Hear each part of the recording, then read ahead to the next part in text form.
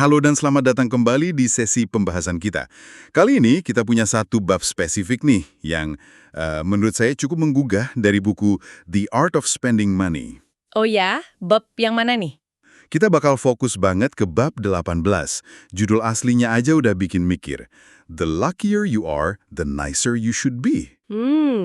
Kalau diartiin bebas gitu ya, mungkin jadi semakin Anda beruntung, semestinya semakin baik hati Anda. Ide yang kayaknya simple, tapi wah dalam kayaknya. Iya juga ya, langsung ngena gitu. Mengaitkan keberuntungan sama perilaku kita ke orang lain. Dua hal yang nggak selalu kita sambungin secara langsung kan? Betul banget. Dan di bab ini tuh penulisnya nggak cuma teori aja. Dia cerita pengalaman pribadinya, perjalanan finansialnya, bagaimana keberuntungan tuh ada perannya, dan kenapa dia mikir kalau, yaitu tadi, merespons keberuntungan dengan kebaikan itu bukan cuma soal moral. Oh, jadi ada alasan lain selain moralitas. Ada. Dia bilang ini juga soal kebijaksanaan. Nanti kita bahas deh.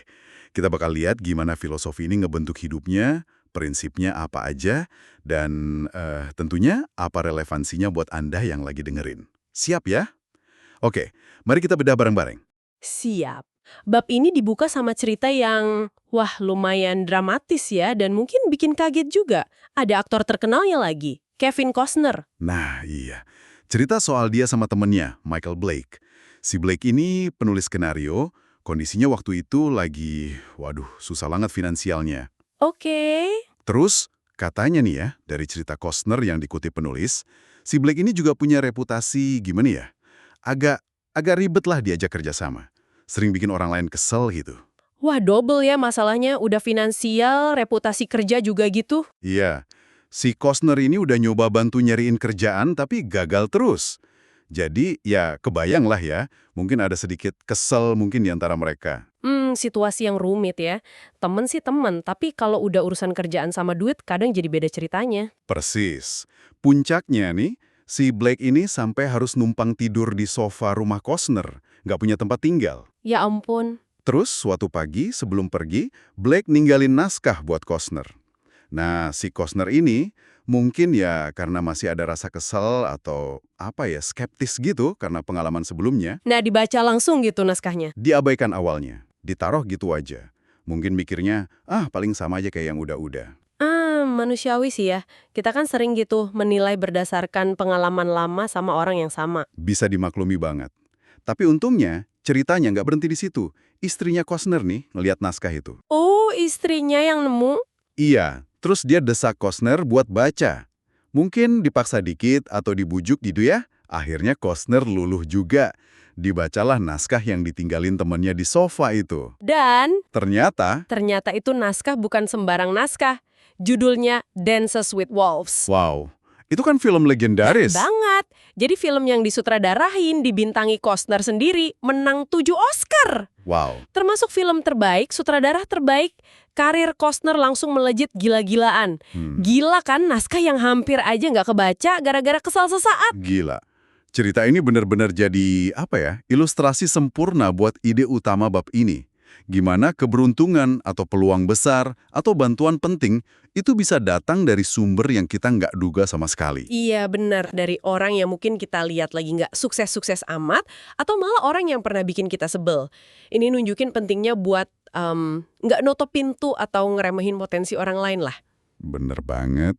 Kita nggak pernah tahu koneksi mana, ide siapa, atau bantuan siapa yang jadi titik balik hidup kita.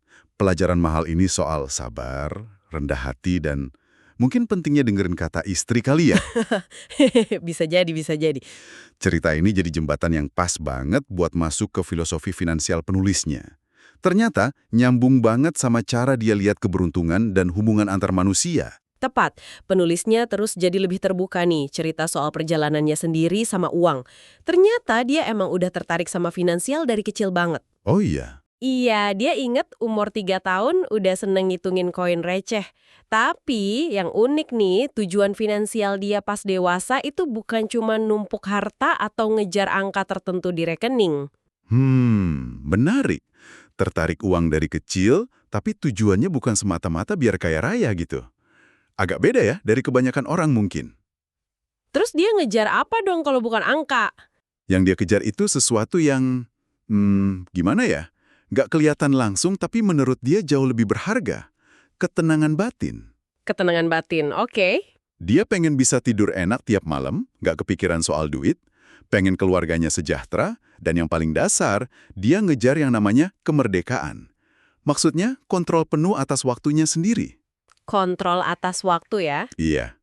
Buat dia, bisa nentuin sendiri mau ngapain tiap jam, itu return on investment, imbal hasil investasi yang paling tinggi. Ngalahin pasar saham manapun, katanya. Wah, itu cara pandang yang beda banget ya. Jadi dia nggak peduli sama sekali sama lomba-lomba di luar sana. Kayak ngalahin indeks pasar, punya mobil lebih keren dari tetangga, gitu-gitu. Sama sekali nggak. Dia bilang itu semua permainan sia-sia, nggak ada gunanya. Lomba yang nggak ada habisnya, cuma nguras energi, belum tentu bikin happy juga. Terus, filosofi keuangannya gimana sama istrinya? Simple banget. Mereka gabungin keuangan, tapi uniknya, mereka jarang banget ngomongin soal uang. Loh, kok bisa? Jarang ngomongin uang, tapi keuangannya aman. Kata dia sih karena emang nggak banyak yang perlu diomongin. Nggak ada tuh anggaran bulanan yang jelimet, nggak ada spreadsheet pengeluaran yang detail banget, nggak ada strategi investasi canggih yang bikin pusing kepala. Tunggu, ini menarik nih. Jarang bahas uang karena nggak perlu. Terus gimana struktur keuangannya? Aset utamanya apa aja sampai dia bisa setenang itu? Strukturnya emang cukup dasar sih, relatif simple. Aset utamanya ya rumah yang ditinggalin, terus ada uang tunai buat ya likuiditas sama dana darurat. Oke. Terus investasi jangka panjangnya di reksadana indeks. Itu kan kayak keranjang isinya banyak saham gitu ya. Jadi cara yang relatif pasif lah buat ikut pasar. Iya, paham. Diversifikasi otomatis gitu ya? Betul. Sama terakhir, dia punya saham di perusahaan Markel, kebetulan dia juga anggota dewan direksi di situ. Dan yang penting lagi, dia pastiin hidupnya bebas utang. Oke. Jadi asetnya cukup kokoh, tapi nggak kayak portofolio spekulan gila-gilaan gitu ya. Terus sisi pengeluarannya gimana? Dia hidup super irit gitu, nahan semua keinginan demi ketenangan itu? Nah, ini nih bagian yang mungkin bikin kaget. Penulisnya bilang dia sebenarnya ada di posisi di mana dia bisa beli hampir apa aja yang dia mau. Wah, enak dong. Tapi kuncinya di kalimat selanjutnya. Tapi kenyataannya nggak banyak yang saya inginkan. Gitu. Dan dia nekenin kalau pola pikir cukup ini udah ada dari pas pendapatannya masih jauh lebih kecil dan tetap sama meskipun sekarang udah naik pesat. Jadi bukan nahan diri maksa gitu. Oh, jadi bukan soal pelit ya, tapi emang keinginannya yang nggak banyak. Gimana dia yakin kalau dia nggak lagi ngorbanin kebahagiaan gitu? Dia jawab juga keraguan itu. Dia ngaku udah pernah secara sadar eksperimen. Nyobain macam-macam tingkat pengeluaran, gaya hidup. Eksperimen gaya hidup, maksudnya? Iya, nyoba hidup lebih mewah, nyoba pengalaman macam-macam. Tujuannya apa? Biar dia yakin gaya hidupnya yang sekarang, yang relatif sederhana ini, bukan karena dia maksa nahan diri dari kesenangan gitu. Dia pengen pastiin dia nggak nabung cuma demi nabung aja. Tapi karena dia emang udah nemu titik cukupnya dia gitu ya? Tepat. Dia nemu titik seimbangnya, di mana dia ngerasa cukup dan happy sama apa yang dia punya dan lakuin. Dia nemu versinya sendiri soal hidup kaya yang nggak selalu diukur pakai nol di rekening bank. Eksperimen gaya hidup itu keren sih. Butuh berani dan sadar diri banget ya, buat bener-bener nguji asumsi kita soal apa yang bikin kita bahagia. Nggak cuma ikut-ikutan standar orang lain. Betul. Dan penulisnya juga jujur banget soal kekurangannya. Dia ngaku pernah salah ambil keputusan investasi, pernah ngelakuin hal bodoh pakai uangnya. Sama kayak kita semua lah. Iya sih, nggak ada yang sempurna ya. Dia juga masih mikir keras soal misalnya warisan buat anak tuh baiknya berapa ya, biar nggak malah ngerusak motivasi mereka gitu. Dia sadar banget pandangannya bisa aja berubah lagi nanti. Intinya dia nggak runjukin diri sebagai guru finansial sempurna, tapi kayak teman seperjalanan aja, yang terus belajar. Malah bikin pesannya lebih kuat ya rasanya. Nah, dari semua cerita pribadi dan pengalamannya itu, dia kan nyoba nyaring beberapa prinsip utama nih. Saya coba rangkum ya, soalnya ini kayak intisarinya banget. Boleh. Pertama, habiskan lebih sedikit dari pendapatan Anda. Dasar banget ya, kelola cash flow. Klasik tapi penting. Kedua, kembangkan kekayaan secara diam-diam. Fokus ke pertumbuhan jangka panjang, bukan pamer. Ketiga, uang melayani Anda bukan sebaliknya. Uang itu alat, bukan tujuan. Setuju. Keempat, tidak ada yang memikirkan Anda sebanyak diri Anda sendiri. Sadar kalau tanggung jawab finansial, ya, di kita, orang lain nggak segitunya peduli detail keuangan kita. Kelima, kemerdekaan adalah kekayaan. Itu tadi, kontrol waktu. Iya, yang itu dalam banget. Angka panjang, lebih dari diri sendiri. Dan terakhir, yang paling adem nih, cintai keluarga Anda. Hubungan itu prioritas. Wah, ringkes tapi lengkap banget ya rasanya. Iya kan? Kayaknya mencakup banyak banget aspek hidup, jauh di luar angka doang. Padat banget maknanya, tiap poin itu bisa jadi obrolan sendiri sebenarnya. Kayak misalnya prinsip kembangkan kekayaan secara diam-diam. Itu kan nyambung banget sama tidak ada yang memikirkan Anda sebanyak diri Anda sendiri. Oh iya, benar juga. Kalau kita sadar orang lain nggak gitu peduli, ngapain juga repot-repot pamer? Mending fokus ke pertumbuhan yang beneran aja kan? Nggak perlu validasi orang. Atau gimana, bertujuan jadi leluhur yang baik itu ngasih perspektif jangka panjang, jadi keputusan hari ini lebih bermakna. Pasti nyambung juga ke cintai keluarga Anda. Semuanya nyambung jadi satu filosofi hidup utuh gitu. Analisis yang bagus. Dan semua prinsip ini, plus filosofi hidup sederhana itu, bawa kita balik lagi ke inti bab ini. Judulnya itu sendiri. Semakin beruntung Anda, semestinya semakin baik hati Anda. Gimana penulisnya secara gamblang, nyambungin keberuntungan yang dia akuin dia dapat dengan keharusan atau, tadi dibilang, kebijaksanaan buat berbuat baik. Nah di sini nih, argumennya jadi menarik banget dan mungkin agak beda dari nasihat moral biasa. Penulisnya itu minjem dan ngembangin kutipan terkenal dari Benjamin Franklin. Oh, Benjamin Franklin? Yang di uang dolar itu ya? Iya, itu dia. Franklin, kata penulis nih, nggak cuma bilang kalau kejujuran itu moralitas terbaik, tapi kebijakan, policy terbaik. Bijakan terbaik. Maksudnya gimana tuh? Artinya, jujur itu bukan cuma soal benar atau salah secara etika aja, tapi juga strategi paling pinter, paling nguntungin buat diri sendiri dalam jangka panjang. Oke. Jujur sebagai strategi cerdas. Terus gimana dia pakai logika ini ke konsep kebaikan hati? Apa berbuat baik juga jadi kebijakan terbaik? Persis. Penulisnya bilang, ada dua alasan kenapa kita sebaiknya baik ke orang lain. Alasan pertama, ya alasan moral. Ini yang biasa kita dengar lah. Kita baik karena empati, rasa kemanusiaan, peduli sama orang lain. Dari hati nurani gitu. Iya, itu yang umum ya. Tapi ada alasan kedua, yang penulis sebut alasan egois, atau lebih pasnya alasan kebijakan, ngikutin logika Franklin tadi. Waduh, alasan egois buat berbuat baik, kedengarannya agak gimana gitu ya? Sinis mungkin.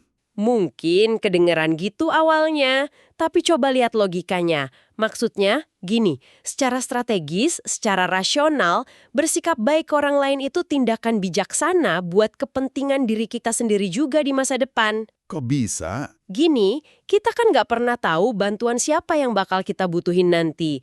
Orang yang kita temuin hari ini, yang kita bantu, atau minimal kita perlakukan dengan hormat dan baik, bisa jadi dia yang pegang kunci solusi masalah kita nanti. Masuk akal juga sih. Atau mungkin dia kenal orang lain yang bisa bantu kita.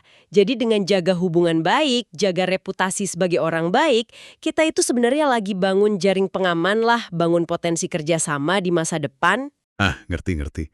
Jadi bukan egois yang negatif atau manipulatif gitu ya, tapi lebih ke pandangan jangka panjang yang realistis soal gimana dunia ini bekerja, ngakuin kalau hubungan baik itu ada nilai strategisnya, dan ini nyambung banget sama cerita Kevin Costner di awal tadi dong. Tepat sekali. Cerita Costner sama Michael Blake itu contoh nyata dari alasan kebijakan untuk berbuat baik. Costner, meskipun ya ada alasan buat kesel atau ragu, akhirnya ngasih kesempatan kan dengan baca naskah itu? Iya. Kebalikan atau keterbukaannya itu, terlepas dari motivasi awalnya apa, buahnya sukses luar biasa, yang ngangkat nama dia juga. Ini nunjukin kalau bantuan tak terduga, ide cemerlang, itu bisa datang dari mana aja, dari siapa aja, bahkan dari orang yang kelihatannya lagi nggak sukses atau penting. Jadi, pesan utamanya, semakin kita ngerasa dapat keberuntungan dalam hidup, entah itu duit, karir, kesehatan, atau sekedar lahir di lingkungan yang enak, semakin kuat alasan kita buat baik sama orang lain. Iya, dan alasannya itu ada dua lapis. Ada alasan moral, karena kita punya lebih, kita empati. Tapi ada juga alasan praktis atau kebijakan tadi, karena kebaikan yang kita tanam hari ini bisa jadi investasi terbaik buat masa depan kita sendiri, membuka pintu-pintu yang kita nggak duga. Wah. Kebaikan hati dalam pandangan ini bukan cuma perbuatan mulia, tapi juga strategi hidup yang cerdas. Semakin banyak aset keberuntungan kita, semakin gede juga potensi imbal hasil dari investasi kebaikan hati itu. Nah, ini dia nih, yang menurut saya sangat menarik. Ini ngubah cara kita lihat kebaikan. Bukan cuma pasif, jadi orang baik aja. Tapi kesadaran aktif kalau keberuntungan itu bawa semacam tanggung jawab. Atau minimal, pemahaman strategis lah tentang cara terbaik buat berhubungan sama dunia ini demi kebaikan bersama dan kepentingan jangka panjang kita sendiri. Ini soal rendah hati juga kan, jadinya. Ngakuin kalau sukses kita itu nggak murni hasil kerja keras kita doang, tapi ada faktor hokinya juga. Betul banget. Kesadaran soal peran keberuntungan ini harusnya secara alami bikin kita rendah hati. Dan kerendahan hati ini yang bikin kita lebih terbuka buat ngehargain sudut pandang orang lain. Gimana tuh maksudnya? Penulis nekenin pentingnya buat paham kalau orang yang bikin keputusan finansial atau pilihan hidup beda dari Anda, bisa jadi sama pinternya, sama punya informasinya, mungkin infonya aja yang beda, dan sama berharganya sebagai manusia. Mereka mungkin cuma main pakai aturan yang beda, atau punya tujuan hidup yang beda aja. Ini ngingetin saya sama ide lain yang sering muncul di tulisan dia ya. Kalau semua perilaku itu masuk akal, kalau kita punya informasi yang cukup. Kita kan sering cepat ngejudge pilihan orang lain, cara mereka pakai duit, kerjaannya, gaya hidupnya, pakai kacamata kita sendiri. Iya, sering banget. Padahal kita nggak bener-bener tahu konteks unik mereka, tekanan mereka, atau harapan yang bikin mereka ambil keputusan itu. Setiap orang, termasuk Anda yang lagi dengerin sekarang, itu kan pada dasarnya lagi jalanin perjalanannya sendiri, nyoba navigasi dunia yang ruwet ini, nyari versi hidup yang cukup baik atau hidup yang berarti buat diri mereka sendiri. Keberuntungan itu salah satu variabel penting di perjalanan itu. Ada yang dapat lebih banyak, ada yang lebih dikit, ada yang bentuknya beda. Nah, gimana kita ngerespons porsi keberuntungan yang kita dapat? Apa dengan rasa syukur yang diwujudin jadi kebaikan? Atau malah jadi sombong dan cuek? Itu bakal ngewarnain banget kualitas perjalanan kita dan dampaknya ke orang lain. Filosofi finansial sederhana penulis tadi yang bikin dia tenang, kayaknya ngasih dia ruang buat mikirin hal-hal kayak gitu. Jadi kalau kita tarik benang merahnya nih dari bab 18 ini, intinya keberuntungan, sekecil atau segede apapun yang kita rasain, sebaiknya nggak cuma diterima pasif aja gitu. Ada implikasinya. Iya, ada konsekuensinya gitu ya. Implikasinya ya buat jadi lebih baik hati, entah karena dorongan moral dari dalam, atau karena sadar kalau itu kebijakan paling bijak buat navigasi hubungan antar manusia dan buka peluang ke depan. Dan cerita hidup finansial penulisnya jadi contoh kasus yang menarik ya. Gimana filosofi yang fokus ke kemandirian, ketenangan batin, nolak permainan sia-sia, ngehargain kesederhanaan, ternyata ujungnya nyambung ke kesimpulan soal pentingnya kebaikan hati yang didasari pengakuan soal peran keberuntungan. Ini bukan soal rumus investasi rahasia, tapi lebih ke bangun pola pikir sama sistem nilai yang nyambung semua.